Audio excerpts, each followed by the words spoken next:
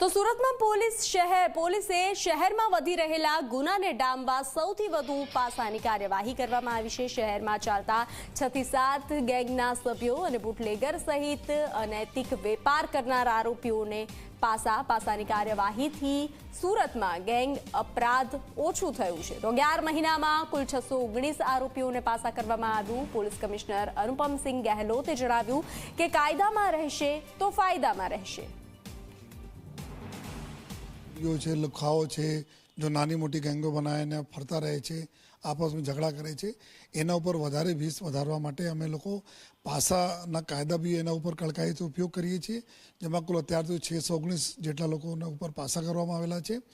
જેમાં જો danger person જેટલા બી છે, જો મારામારી કરવાવાળા, લૂંટ ચોરી કરવાવાળા, આ પ્રકારના કુલ જો 358 જેટલા લોકો છે જેના ઉપર પાસા હેઠળ જો અલગ અલગ જેલોમાં અમે લોકો મોકલી આપેલા છે।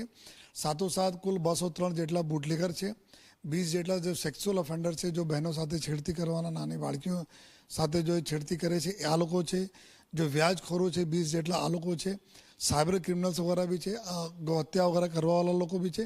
તો ટોટલ મળીને 619 જેટલા લોકોને પાસા કરવાથી આપણે શહેરમાં જો કાયદા અને વ્યવસ્થા જાળવવામાં ખૂબ મદદ મળે છે।